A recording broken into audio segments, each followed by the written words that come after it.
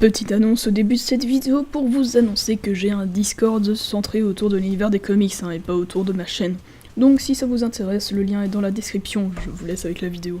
Si vous n'êtes pas un fan assidu de Star Wars, vous ne savez peut-être pas qu'il n'existait pas que 4 couleurs de sabre laser. Dans les films, on ne voit que les sabres bleus, verts et violets pour les gentils, et les sabres rouges pour les méchants. Et vous ne saviez peut-être même pas que les couleurs de sabre avaient une signification. Avant de commencer avec les couleurs, sachez qu'un padawan, avant de prétendre être un Jedi, doit lui-même construire le sabre laser qu'il utilisera. Et au cours de son entraînement, au terme duquel il crée son sabre, le padawan doit se rendre dans un temple, passer seul une série d'épreuves mentales et recevoir son cristal Kyber, qui est un élément essentiel du sabre et qui est évidemment l'élément qui lui donne aussi sa couleur. La couleur bleue des sabres désigne les Jedi qui se battent plus qu'ils ne parlent, ils se battent très bien et sont très justes et protecteurs.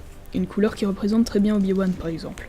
La couleur verte est un peu l'inverse du bleu, elle désigne les Jedi qui préfèrent négocier plutôt que se battre, donc plutôt les Jedi consulaires. Le vert représente très bien Yoda ou Qui-Gon Jinn, mais ne me demandez pas pourquoi Ahsoka Tano a des sabres verts. Pour ce qui est du sabre violet, il s'agit tout simplement d'un mélange de bleu et de rouge, et donc un mélange du côté lumineux et du côté obscur. Son détenteur utilise des techniques de combat des deux côtés de la force, c'est le sabre de Mace Windu. Ça c'est l'explication qui a été donnée plus tard, mais sachez qu'à la base, Samuel L. Jackson a demandé à George Lucas pour avoir un sabre de couleurs différentes pour qu'on puisse le distinguer lors de la bataille de Geonosis. Le jaune représente l'envie d'anéantir le côté obscur et de protéger le côté lumineux. Ce sabre est entre autres utilisé par les gardes du temple Jedi.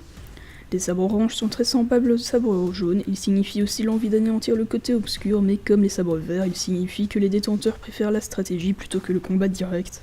La couleur marron est assez rare pour les sabres laser, elle signifie la force physique et le seul détenteur de ce sabre à ma connaissance est un Wookiee, Lowbacca, le neveu de Chewbacca. Les sabres gris sont encore une fois plutôt rares et nous vient de la série The Clone Wars. Elle désigne la clarté et le calme et son seul maître connu est Terra Sinube. La couleur blanche signifie l'obéissance à une grande cause, c'est la couleur utilisée par les gardes impériaux, mais cette couleur est aussi utilisée par Ahsoka lors de son retour pour exprimer sa neutralité et le fait qu'elle n'est plus un Jedi.